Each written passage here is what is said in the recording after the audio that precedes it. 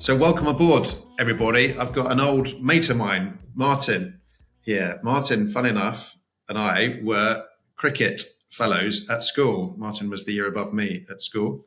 We played cricket together, and I hadn't seen or heard of him for years until I sat in my check ride, i.e. my final exam on the 737 for Thompson, and Martin was sat as the examiner in the back. And I looked at him and thought, I do recognise you. And obviously we suddenly realised that. It was one of those bizarre moments, wasn't it, Martin? But welcome, Martin. Lovely to see you. Thank you, Ben. Yeah, it was an interesting briefing for a normal check rider, fairly formulaic. But after a while, I was like, I'm sure I've played cricket with you. I said, yeah. So yeah, it made for fun. Yeah. Yeah. And then interestingly, that was, I think, probably 2007. You've now come to the dark side or the bright side as well, like me, the corporate world. And Martin and I both now fly the Gulfstream 600, coincidentally. And in fact, we were looking to do some, you've asked me to do some freelance with you in the summer, which we couldn't manage, but hopefully we'll get around to doing that. But give us a little bit of a summary of your career so far, Martin. So yeah, I started flying when I was at university, joined the University Air Squadron, and I enjoyed that. And then, so I actually joined the Air Force initially, did some flying training there. And unfortunately, I got a hernia through my training, which obviously disrupted it, and had quite a bit of time off. And then at a time when the Air Force were kind of cutting budgets, as probably are still doing today, I had 3 or 4 hours to get back to standard. I never achieved it, unfortunately. So obviously massive disappointment, as sort of set my heart on it from a young child's time. So then, I went out and completed my civil licenses at Oxford in about 95. Then spent a year sort of unemployed doing other jobs, trying to make your first break in the pilot world. And then got a call whether I wanted to join this startup airline called Easyjet with nice orange jets, which everybody said at the time was never going to work. Ended up with a staff number of 20, and carried on from there. So I enjoyed my time with Easyjet, progressed quite quickly through training first officer in command and captaincy, and then back into the sim training as well, and then I was offered a job at CTC Aviation, so I joined that. It was about 2003-4 era, and did some training with them, as Ben remembers. Got my TRE there, and then I got into sort of management. Ended up doing ops director for the commercial side, so organising all the training and sims for delivering training to, EasyJet was obviously one customer, but Hapag-Lloyd, Thompson, as you know, BA and all sorts. And then later on, I think probably around about 2009 or 10, had a sort of reorganisation. I ended up running the cadet side of the business, or the cadet training side of the business, which is everything in the end from recruitment into the scheme, or as well as all the instructors and aircraft throughout the world. Because by the time I finished in 2016, we had aircraft in New Zealand and Goodyear in States, and classrooms up in Coventry as well as down in Southampton where we're based. So yeah, it's quite a big operation. And then 2016, I decided I'd like to go back to flying, so I got my management gloves and picked up my flying ones, and that's why I got into the corporate aviation world. Yeah, it's such well, for me, I know we're similar age and we are flying the same aircraft now. For me, that's a really impressive route. I mean, to join EasyJet, I love the way you say the startup airline. I mean, it's just phenomenal. To see the difference from that point. But I mean, it was quite a turnaround to be kicked out effectively of your dream of joining the Air Force just because of something that you couldn't have controlled with your hernia, and then to find yourself now. I mean, how does that? Do you ever reflect? How far sorry to interrupt. I did, and obviously at the time, because you had loads of friends who had gone from university into the Air Force, and some of them had stayed, some of them gone, and you sort of compared yourself to them. And obviously it was a massive blow to confidence and my outlook and everything I want to do. So you kind of look quite inwardly at yourself and think, do I really want to put myself through that? Am I good enough? Luckily, I had some good friends, and I sort of went and saw some old instructors and said, do I have the ability to do this? And they said, yeah, you do. It's just kind of got to pick yourself up and sort of find the right way to do it. And, actually, whilst it was massively disappointing at the time, it didn't take me too long to think, actually, I do still want to fly, and I've just got to find a way of getting myself over that line and getting that license. And then once you've got the license, you realize actually what you need now is a job, and you've got to battle your way through that. And that took 15 months or so of, and in the interim, you kind of do a whole lot of other jobs which make you appreciate what you end up doing now a whole lot more. Absolutely. I mean, that's the key. I was similar probably after I finished. We both went to Oxford. I think I was 2 years behind you. It took me, I think, 15 months. Most of the people that I'd graduated with had got jobs by that stage, and I'd had my ups and downs in terms of confidence. Was underconfident for the first 25 years of my life, thinking I was never smart enough to be a pilot. Decided to do it. That passion, that interest, that desire drove me forward. I didn't even pass my PPL on the first occasion. I screwed up the landing, so I only got a partial pass on my PPL. Same thing at Oxford on my commercial license, only got a partial pass. And you go through those stages of thinking, yeah, this is great. But that 15 months after training was quite a hit, watching everybody else succeed. But I think like I hung on to my passion and thinking this is what I want to do, and I will find a way somewhere. I know that you've had your ups and downs even since then. I mean, training on type ratings, you had some issues as well, didn't you? Yeah. I mean, it was, I guess partly because you had nothing to compare it to. I mean, if you've got a long, I'm not sure too many people have a history of training, but certainly I remember doing the sim phase, and we had some awful slots like in the middle of the night, and in the morning getting up, having had about 3 hours sleep, to start hoovering outside your room, and going down and looking through the appointment section of the papers to find what jobs could I apply for, because this was not going well.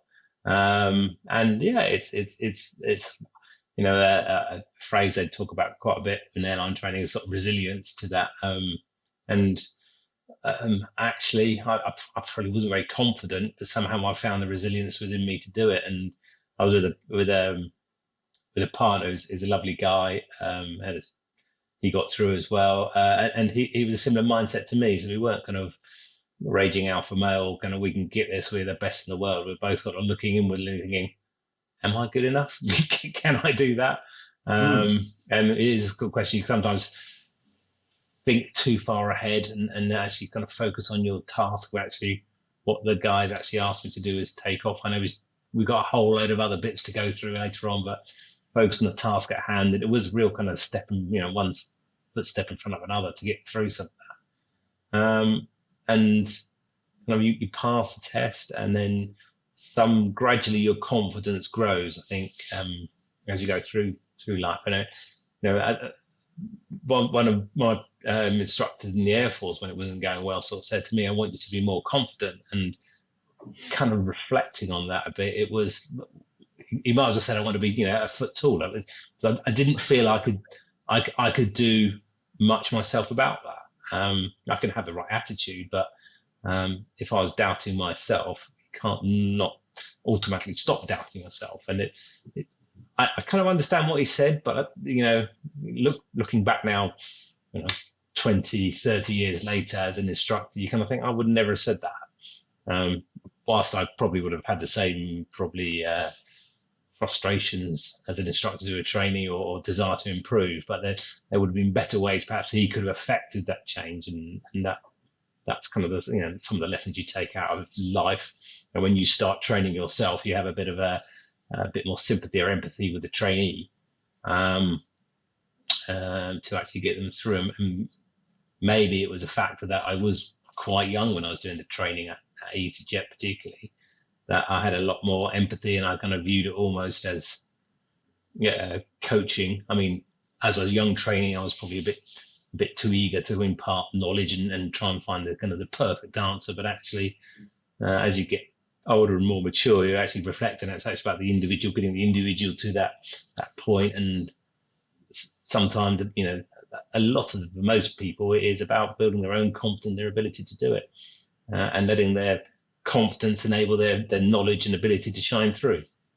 Because often, perhaps, it's the lack of confidence can be a bit of a barrier. Yes, I think so. I mean, that's the key. I'm a mindset and confidence coach, and similar to you, I struggled with those areas of my life. They hit you very emotionally, of course, and you remember those things. The things we remember the most are the emotions, whether they be struggling emotions or incredibly joyful, happy, brilliant emotions. So if we have the emotional understanding and the emotional maturity and the interest in those around us, then we can take those struggles ourselves and impart them on other people, as well as the joy of it all. And I think that for me is when somebody's struggling, is not to concentrate so much on the struggle. It's turning it around into the beauty of how they will feel when they get through it, because it's that smallness that holds them back down again. And I think, I do remember you don't remember the check ride for me, because you were just clocking them off, ticking them off, however many a month. But for me, of course, it was a big moment in my career, passing the 737 check ride. So I remember it very much more than you did. But I remember the relief of being, well, certainly knowing you, and I thought, well, I've automatically got on the right side of this examiner. But I've also, the feeling was that you were there for my best interests in order to see me through, because you're geared towards that. Whereas less confident, less emotionally empathetic individuals will like to, as you say, impart their knowledge and try and prove and perform and on-site brilliant and be the alpha male, which of course doesn't serve anybody. It just keeps everybody small.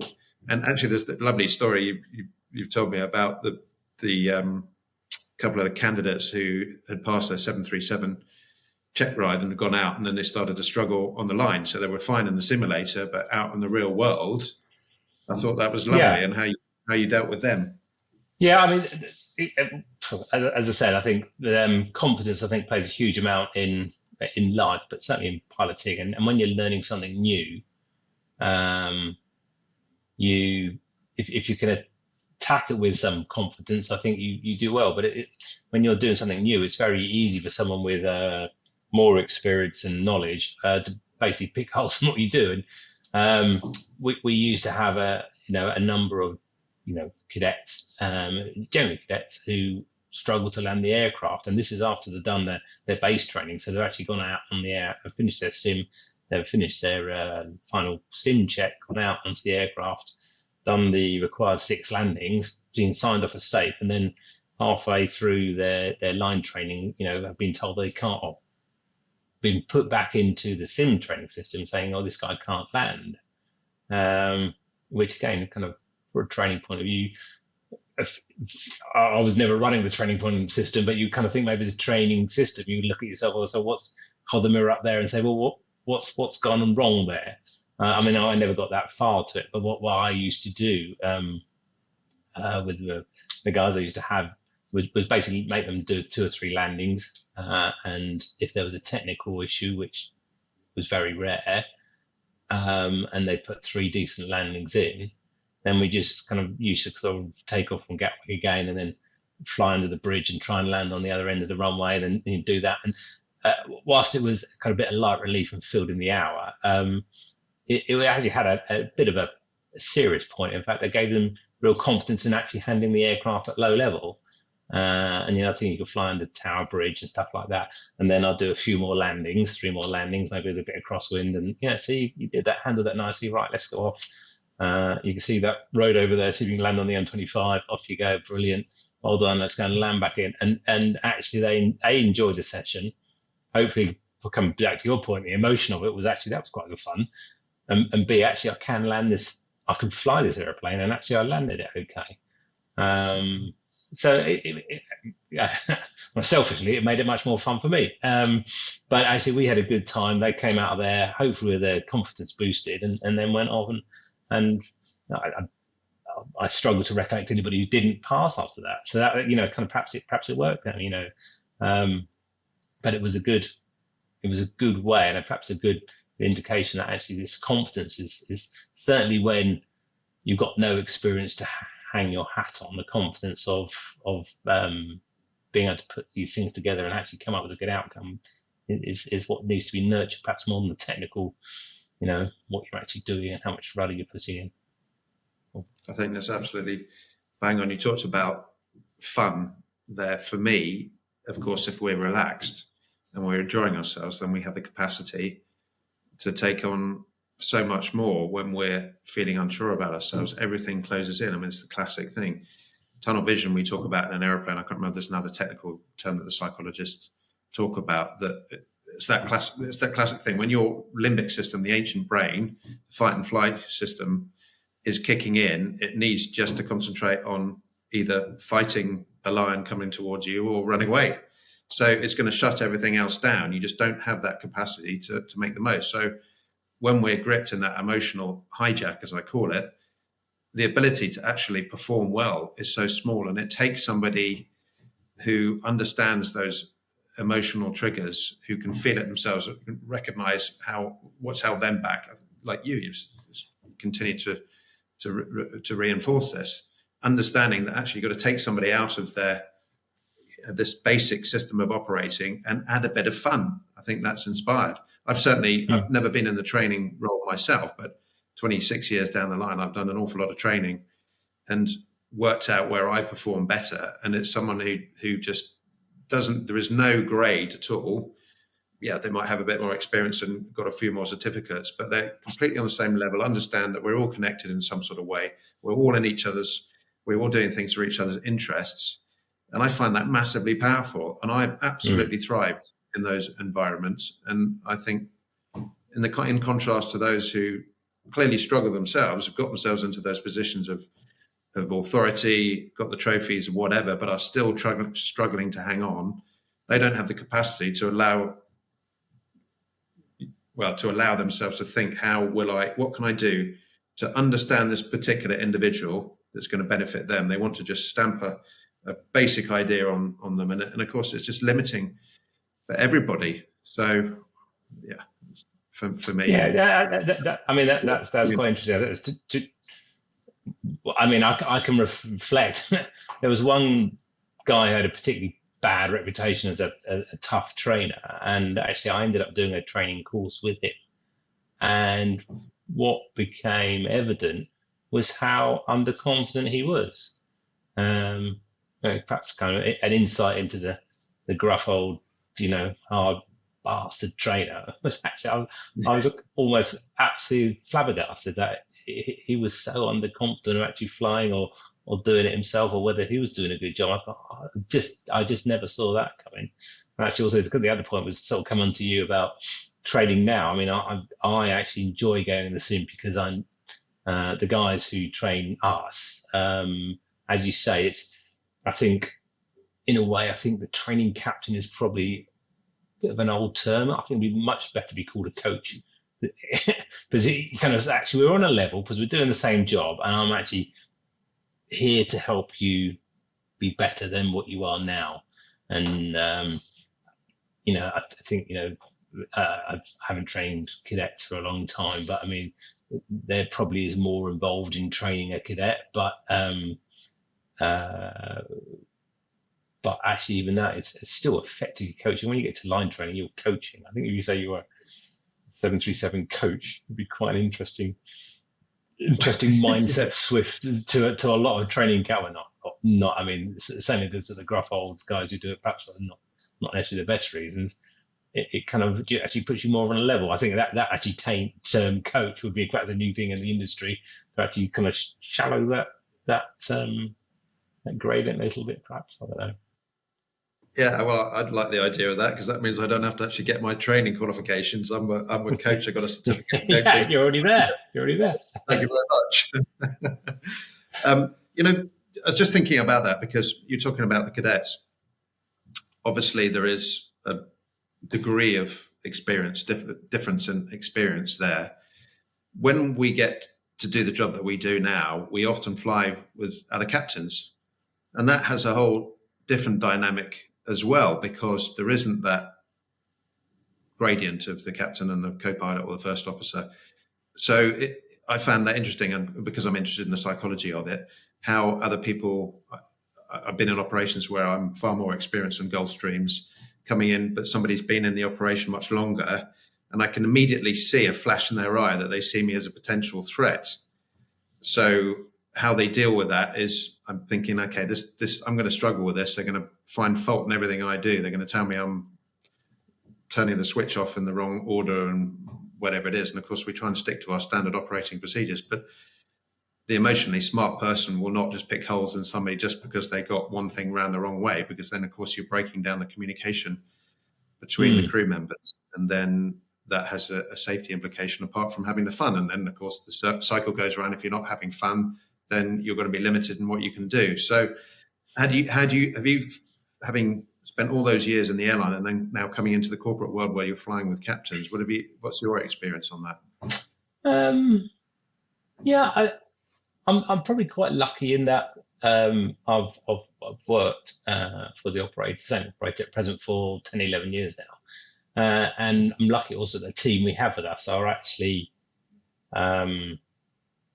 they're pretty open, and I think we're all of a mindset where we're all in this together. So I think the only time I've come across it or seen it a little bit perhaps is in freelancers. We've brought freelancers in, and generally they're on the defensive. So I'm actually probably on the other side of that curve.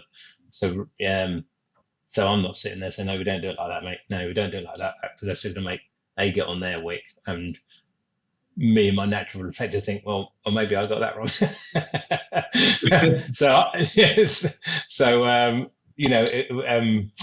We flew with a guy actually quite recently, and because the 600 is a fairly new aircraft, and he's 600 rated as well, and I found it really beneficial because he kind of did a few things which went, oh, that's quite a way. Why'd you do that?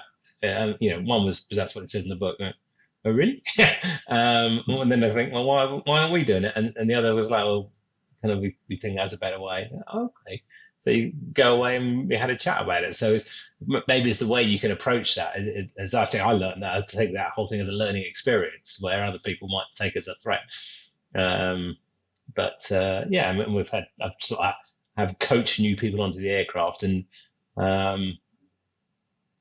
I guess perhaps it's one of the things you learn when I kind of learned. I was managing the flying instructors, light aircraft instructors, where I knew absolutely nothing about what they do, but I can understand their mentality, and I know what good training looks like, and conversely what bad training looks like as well. To actually perhaps think, well, actually, you probably know more about this than I do, and actually make myself open to gaining from their knowledge, and building a stronger team that way. Yeah, I think that's bang on. It reminds me of the book Robin Sharma, who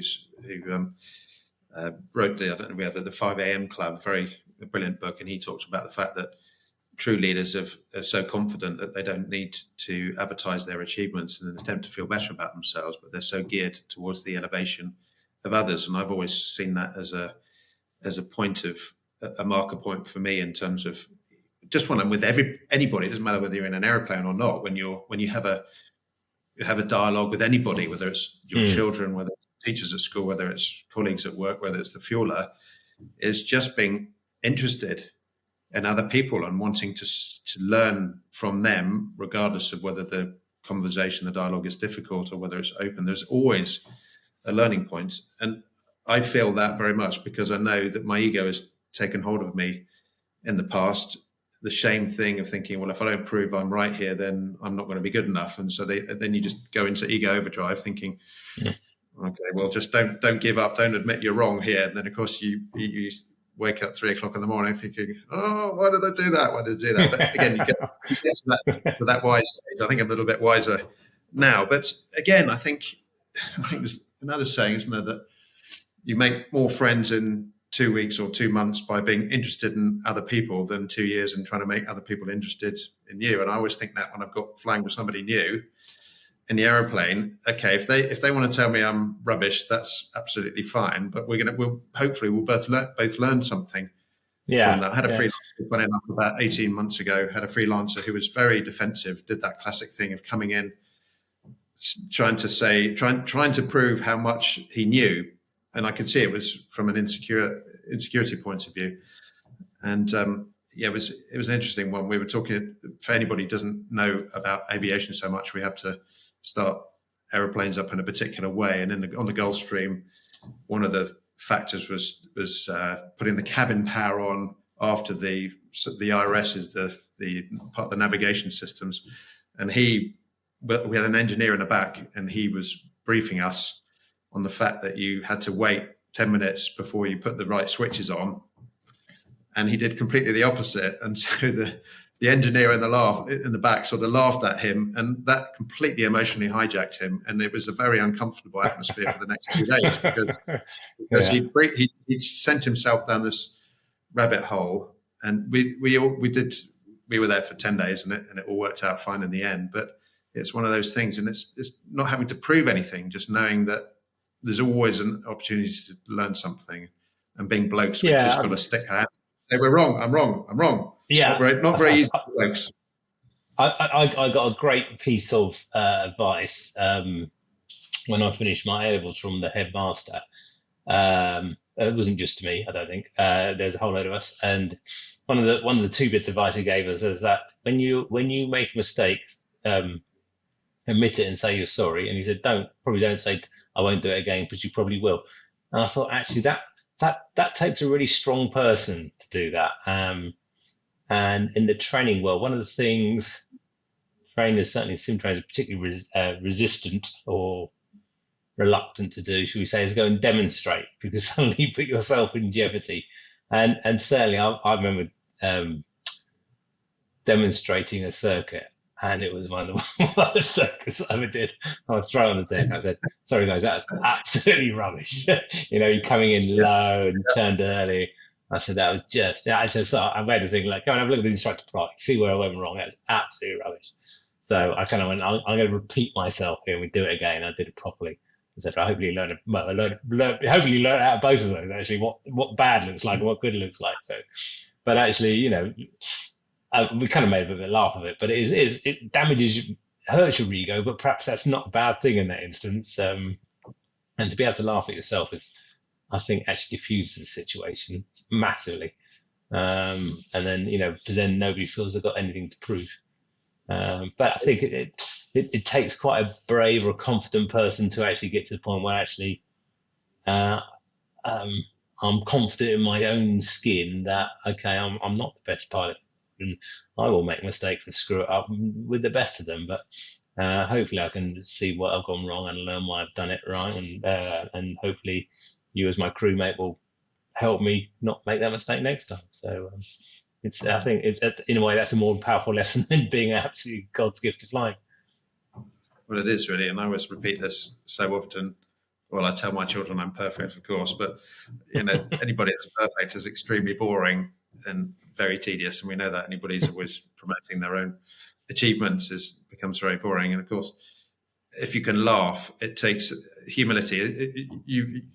For me, you're a very humble individual for what you've achieved, but there's no trying to shove that down anybody else's throat, because it's not your value system. Your value system is how do we make things better for all of us, and I think that's brilliant. At the end of the day, we got to be prepared to fail to learn. It's the best learner, because again, it hits our emotions, doesn't it? When we get things wrong, immediately we think, oh God, there's an existential threat here. I'm going to be abandoned by the tribe, and I'm going to be eaten by the lions. And I always go back to our basic operating system. But actually, well, no, of course we're not. Let's just develop our understanding, reflect properly, stick the hands up, diffuse, as you say, diffuse the situation, and then everybody moves on. And I think, you pointed out the fact that you're not a classic alpha male. I think I was unusual. I played a lot of sports like you. I played rugby to a reasonable level and cricket to a reasonable level, and spent plenty of times with alpha males. But I was always the kind of person that wanted to get into the nitty gritty, the psychology of it, and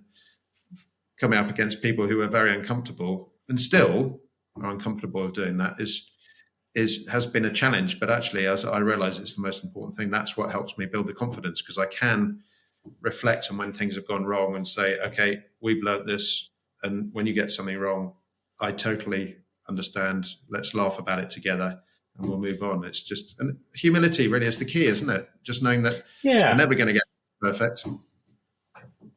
I read something about Alistair Cook, great Test batsman, but he always doubted himself. And you think, well, he's probably one of England's greatest ever batsmen, and if you're sitting there doubting himself, and he's got was he not bad for a nudger and a nerdler, I think he said about himself, but he was, he's very a self-deprecating guy, but we've got like thousand, tens of thousands Test runs. Like, wow, if he doubts himself but has managed to achieve what he's achieved, it is obviously a natural thing.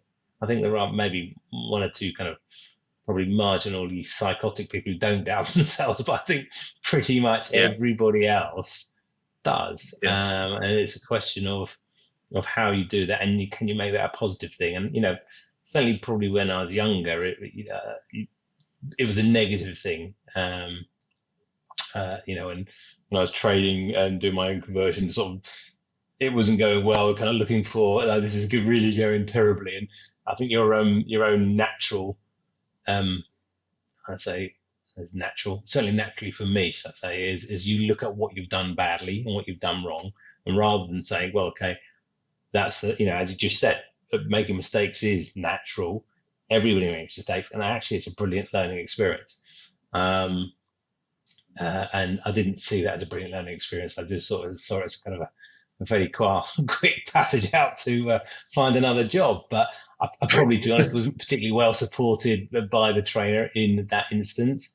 He was pretty old school and hard about it, but we got there in the end, and there's actually, hopefully you learn, you become more resilient to the fact that, okay, I've done my OPC or my LPC or my 6 monthly check over the last 10 years or 5 years, and they've generally gone okay, and I haven't at any stage been close to being sacked. I might not have got them all right, I made some mistakes, but actually I'm okay at this.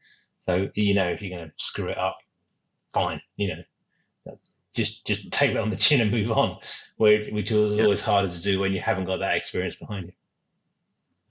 Absolutely. And again, I think the trick is, as you did when you were effectively kicked out of the Air Force, you went to the instructors and said, am I good enough? You didn't isolate yourself. You realized actually the value of getting balanced reflection from other people. And that's when we're emotionally hijacked and full of shame and egos kicking and trying to defend ourselves, we drag ourselves away from everything that's helpful, including our own inner objectivity. But if we isolate ourselves from other people who can just say, hang on a minute, don't be a pillock here. You're absolutely perfectly capable. I'll tell you a story about me when I screwed this up or got that wrong. And you think, oh, okay, all right then. And it helps you out. And that's where that proper connection is. Never forgetting that there is a great connection there. And that's what I refer to in terms of, spiritual connection, because emotional connection means we're understanding ourselves at a much higher level, which then allows us to consider other people and that spiritual connection. And it's just hugely beneficial. Again, it comes down to the enjoyment. I think if we can enjoy our life, everybody else does around us. Yeah, and I think part of my decision out of 2016 was actually I'd enjoyed doing management, but actually become too much of a chore and not enough fun.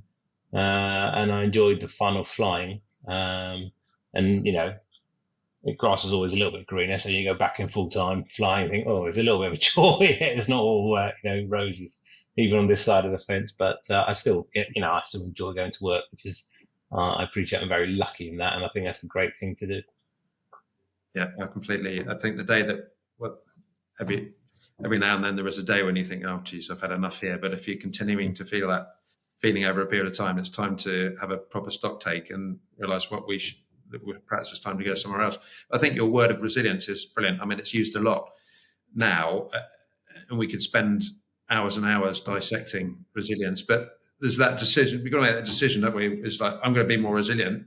It doesn't mean to say I'm going to be a tough son of a whatever and start kicking everybody else's ass around. It's okay. Well, I'm going to understand things. I'm going to read a book. I'm going to go and listen to a podcast. I'm going to talk to a coach or a mentor or even a therapist or whatever, I've never been shy of going to those people, because I think, well, they're going to offer something to me. Even if you pay for it, you think, well, I'm paying someone so that I can talk about myself for an hour. Why wouldn't we do that? There's plenty of people who wouldn't do that. So to be resilient and then see a way to push it forward to benefit other people, as opposed to a self-protection thing, which ends up being very prickly for everybody else. I think that's the key to the idea about resilience. Yeah, I think let's say when I left the Air Force, I see an old instructor, and actually it's kind of almost, and it's interesting. I see it with my kids. They focus on what they haven't done well. Rarely believe the positive feedback that comes from me or my wife. So actually going, in my case, it was going to see a kind of independent third party who said you did all right, or when you reflect later on, you've done your OPC, and he actually said that was quite good. So there's no kind of emotional. There's no reason why he should lie, and he's got to do so many other tests. That actually you've got a kind of third party. That's kind of what I think for me built my resilience a bit, was actually having a third party say, actually, you're quite good, or you're okay, or you're not bad, anything like that. It was good, and that certainly was quite a good thing. And when you actually get, or you get held in the same regard as some people, you think, well, I know they're pretty decent, so actually that's quite a nice thing to be told, and that builds your confidence and resilience in one fell swoop, I guess. Yeah, absolutely. I think it's the key: humility, resilience, and connecting, making sure we don't disconnect from people. It always comes back to the same theme for me, really. But Martin, it's been a great conversation, and we're definitely going to get back to this a bit more in a future. But there's a question I'd like to try and finish off with, and you've probably answered it, but I'm going to ask you more specifically. So what would 50-year-old odd Martin say to the 20-something that got kicked out of the Air Force, that would have helped you perhaps more than struggling in that period? Then what would you say?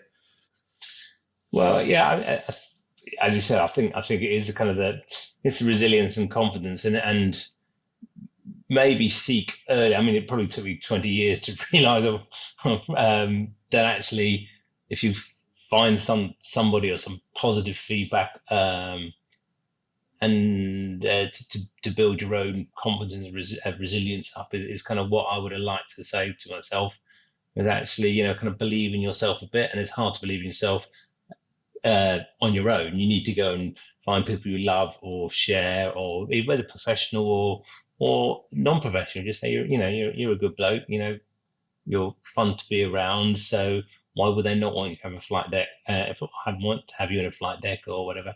And this flying game is more and more about personalities and fitting in and being a team player and all those good kind of buzzwords. But actually, it's basically being a nice person and then being empathetic and supportive of others, and they'll likewise be supportive of you. And I think if I perhaps had gone out and thought or believed or listened to even those guys, who saying, actually, no, you're all right. Why are you worried about it?